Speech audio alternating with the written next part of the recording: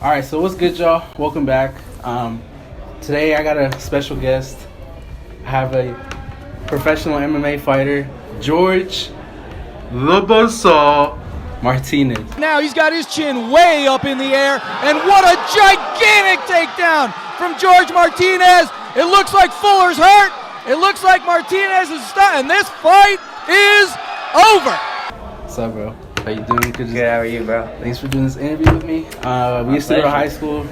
For those of y'all who don't know, we used to go to high school together, so that's how I know him. And yeah, I'm gonna just let you introduce yourself to, start. Sounds good. So, name's George Buzzsaw Martinez. I got Buzzsaw as a nickname because of my fighting style. Been fighting for about almost 4 years now. Just recently went pro in my last fight. I'm 1-0 as a pro. As an amateur, I went 9-4-1 as an amateur. I'm currently on 8 winning streak right now. And you can look that up on Tapology, so y'all don't think I'm lying or anything. It's up there. Yeah, I trained out of Factory X. Started off with Team Wildman. Trained there for about 2-3 years. Then came over here to Factory X. And I've been loving it, man. Living the dream, sweating, crying, bleeding, putting it all on the line out there and just chasing this crazy dream I got, All right, so my first question for you is, what got you into, wanting to fight MMA? Yeah. This is a serious thing. I asked myself the same question, bro. Because to me, it's you got to be so committed in this sport, dude. If you're just a little bit hesitant, that's when bad things happen to a lot of people. So I agree, bro. You should see how many people I see walk in through the door. And walk out. Come in, do a sparring. First sparring session. Yeah. First time they get hit, never see him again. Yeah, I don't... Never see him again, bro. So, man, you would have asked me what I would have been doing out of high school, I would have never told you I would have been fighting. Mm-hmm. I never saw it even cross my mind. But honestly, what got me into it was wrestling. So I never liked wrestling, but the wrestling coach was always on my ass in high school to come join, come try it out, this and that, because I love football. Football is my love, but that's a big shot to make it in that. I mean, it's a big shot to make it here too, but I think I got a better shot in this now. Mm-hmm. So he was trying to get me into wrestling, and I was like, nah, I don't like it. It's not for me. This and that. And my junior year, he was finally like, all right, man, let's try it out. Let's do one week. You'll do the 1 week of training, and then you'll do a tournament. You don't like it, I won't ever bother you again. I was like, all right, bet. So we went. I did it. Took 3rd place in my first tournament. And I was like, damn, this shit feels cool. I got a little medal and stuff. And I was like, all right, I'm gonna try it out. So I ended up going the whole year. I fell short to make it to state my junior year. Made it to state my senior year. Took 6th in state. And then at that time, 2013, that's when they were trying to take the Olympics out from wrestling. Mm-hmm. So my wrestling coach was like, yo, well, we got to do something with your wrestling. We can't let it go to waste. And he took me to a few jiu-jitsu gyms over in Stapleton. Mm-hmm. And that's where I started. And I met a couple fighters there. And they were like, yo, well, let's take you over to the MMA gym and let's get you sparring. Let's see what you got, this and that. And sure enough, I met Thomas Denny over there. And he's who got my career started in fighting and stuff. Trained with them for a little over 4 months, and then I got my first MMA amateur debut. And ever since then, I've been going, man. Take me through the process of becoming an amateur fighter. You have a license that you have to do. That comes when you register to participate in the fight. Mm-hmm. So you don't have to get it just coming into a gym. You come into a gym, you'll train. A lot of gyms, their normal requirement is you'll do a grappling match, you'll do a Muay Thai, smoker, mm-hmm. and then you get to do an MMA fight. That's what most people do. I didn't do it just because I had a wrestling background already, and my coach just thought I was ready, and he got me my first fight. But here at Factory X, they require you to do beginner classes, and then you get invited to the pro classes, to the fight team classes. Mm-hmm. And once you're on the fight team, you got to get invited to each class, because each class is different. Every day of the week is a different style that we learn or that we drill. So here, like I said, you got to get invited to them. Once they invite you to the fight team, then we'll start looking for fights for you. But every gym's a little different, like I said. You just gotta be dedicated and show the time and come to practice and be willing, have open mind as well, you know. All right, so take me through that thought process when you got your first fight. Like, how was it mentally? Obviously, I know physically it must have been draining as hell, but just take it like mentally, having to think through that, like having to think, how am I gonna fight him? Like, are you thinking about the shots you're gonna take before the, you know what I mean? Like, yeah. Honestly, man, it's a emotional roller coaster. First fight, you know, first they tell you, hey, you got a fight coming up, and you're like, oh, hyped, I'm ready, like, let's go now, this and that, you know. And then comes fight week, and you're like antsy about it, but then you're kind of like for me, I had to lose 25 pounds throughout my camp. How long was that? My camp was 5 weeks for my first fight. So I had 25 pounds to cut, 5 weeks till fight day, you know. And luckily, like wrestling, having a wrestling background, it wasn't new to me, so I was, you know, pretty good at it. But fight week, I was like still 14 pounds over. So I was like, I want to fight, but I want to lose 14 pounds within a week, you know? So after that, you're like, weight cutting sucks. That's the worst part, making weight. Sometimes at an amateur, they don't require you to cut as much, but once you go pro, the lower you are, being healthy, the better it is, because you'll have an advantage on strength, you know? It's not, the bigger person isn't always the better fighter, but it's an advantage of strength. And so you come, weight cutting sucks. Sometimes in the weight cutting process, you're like, can I pull out? Is it too late? But once you get there, you weigh in. Once you weigh in, you know, you're like, all you think about is food there. You eat, drink, and all that. Then fight day, you know, I usually don't even sleep. I get so anxious, adrenaline and stuff. And then fight day comes, I'm usually super pumped in the morning.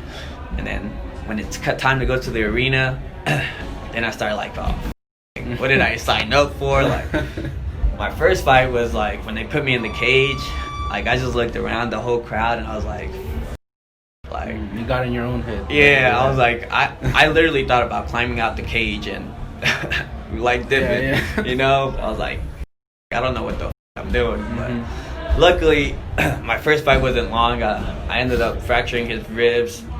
Damn. And 38 seconds in the first round, so it was a good debut for me for that promotion. So as you start fighting more and more and more, did that confidence start building? Like, how was it your second fight, third fight, fourth fight? Yeah, I mean, honestly, it takes a while, and it's different for everyone. For me, it took roughly around 8 fights for me to be like, okay, it's another business day for me. Clocking in, clocking out, getting my paycheck, dipping out, you know? But before that, it was always the same stuff, man. I was always nervous as you catch me in the bathroom every minute while I'm in the locker room. Like, I was so anxious, my stomach was all fucked up. And I don't know, it's different for everyone, but for me, those 7, 8 fights were the same until I just got in my own head and I was like, yo, well, this is what I train, you know? I put in the hours here at the gym so I could go get paid. So I'm clocking in, clocking out type of stuff. And ever since then, I've had that mentality and it's worked for me. I just relax and, you know, as you get more experience and as a pro, you get and more wins, you start going towards the back of the card, you know, towards the main event, this and that.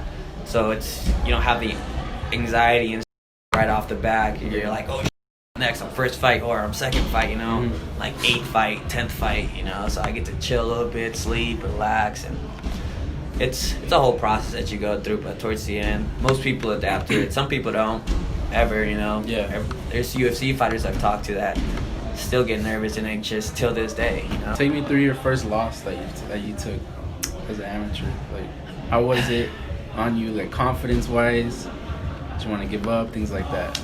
So my first loss came my second fight.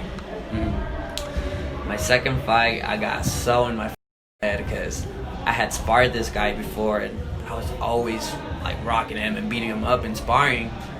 And then I just froze game day. It was a big promotion. It was my first televised card. It was for RFA, and fought this guy named Joe Guerrero, and I just got in my own head, man. I knew I could beat him. I know I could still beat him till this day, you know, but that day I choked, and he got me with a bulldog choke, which is a rear naked choke without hooks.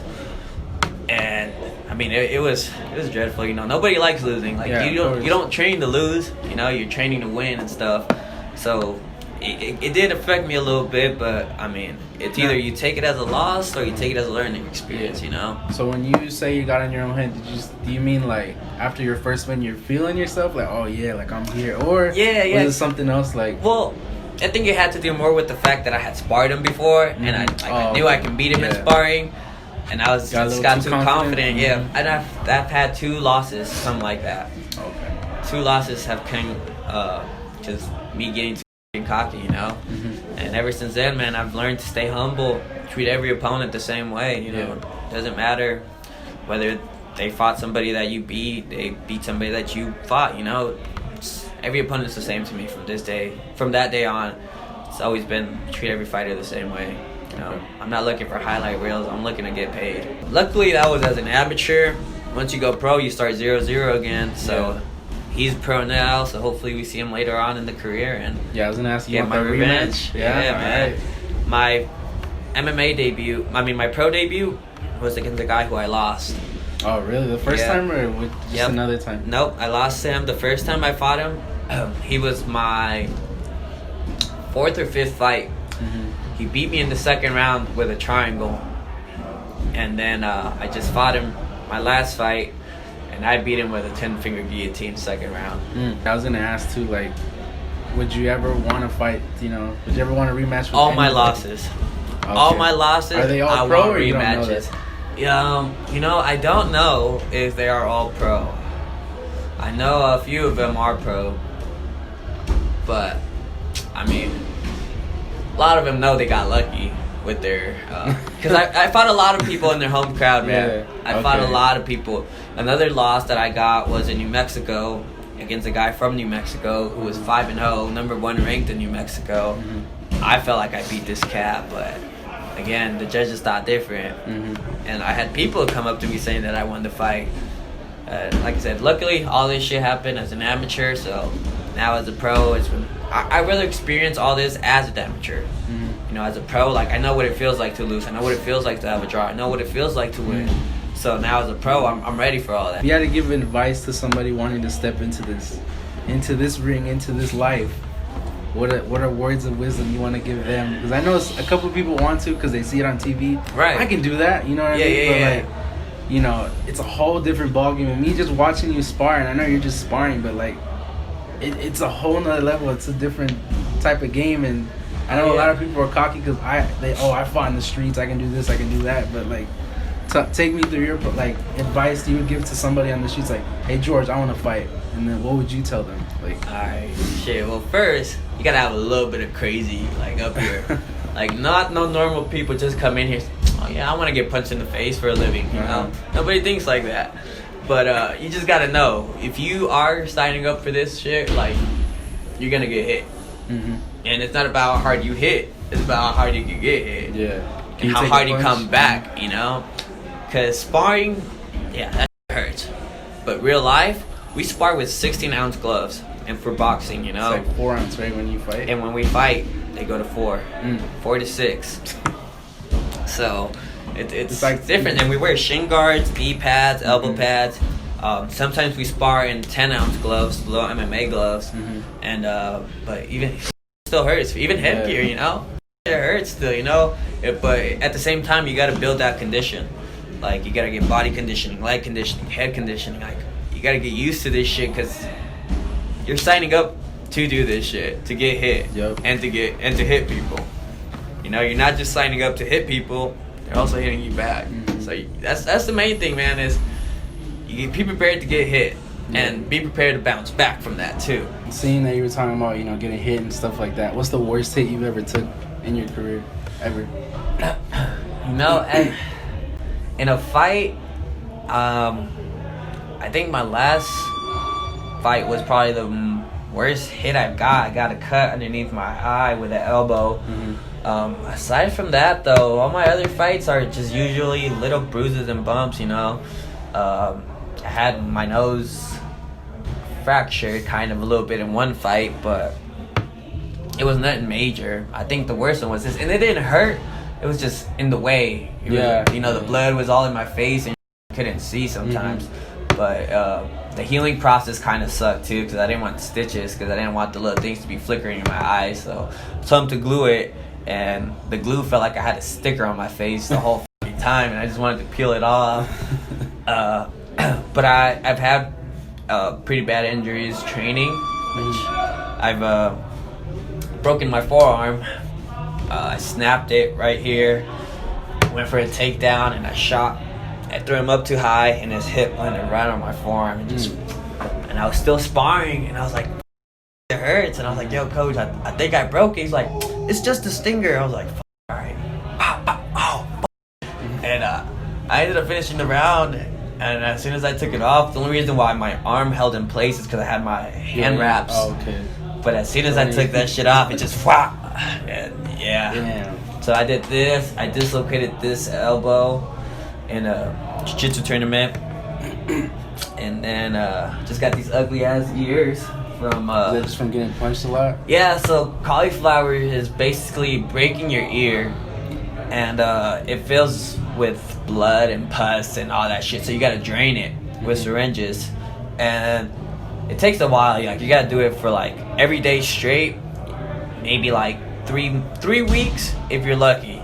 And if you're like me, I keep training, and I was draining it and shit, so it kept filling back up. And this one took about a month and a half to heal, and this one I flattened it. That's why it looks like this. And this one's a little bit more ugly because I didn't flatten it. You're supposed to clamp it. Every time you drain it, you put like 2 magnets or like a paper clip or a clothespin with something flat to make them flat. And your ears won't be as ugly as this if you do it. But yeah, it's just basically broken ears. And if you go walking around any gym at their fight team, you'll luckily, you'll be lucky to see one that's not, you know. That doesn't hurt or anything? Like, oh yeah. Bug you? Not now, not once they're healed. But when you first get them, it hurts. The first time you get it, when you lose your virginity to cauliflower, bro, that hurts, bro. It won't let you sleep. You can't. It's like your ears just throbbing. You just and draining it sucks the first time, but after that, you get used to it. If you had a chance to call any professional out, who would that be? I know you told me earlier, you like, whoever lets me in, that's good, but like, if you had a chance right now to be like, yo, Jose Aldo or somebody, I don't know, anybody. I'll take that Mayweather fight, bro. I'm just trying to get that paycheck, bro. Everybody calling Mayweather out now, so all they want is that paycheck. I mean, Habib just called him out. He knows he's gonna get his ass beat, but it's that paycheck, bro. Yeah. That boxing money, man. I'm telling you, there's so much money there. All the people with money like boxing more. Yeah, bro, I think that's it. Cool. You want to shout anybody out? You want to plug anybody? Plug your next fight on anything? The next fight's gonna be November 3rd, which is here in 3 weeks. I'll be fighting in Humble, Texas. It might be a stream, but add me on Facebook. It's George Buzzsaw Martinez. IG, it's George.Martinez.188.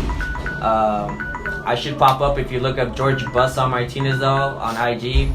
But yeah, that's it. I'll hit me up if I ever fight in Colorado. I'll post on Facebook. Hit me up if y'all need tickets. If y'all want some private lessons here at Factory X, hit me up. If y'all want to get started, hit me up. Boom. Alright, bro, I appreciate you. Thank you so much. Boom. Anytime, brother. It's a pleasure. On my dick and on my yacht. These niggas looking for me, you can hit my jack. I done draw my address. Yeah, I know it's 6 on that.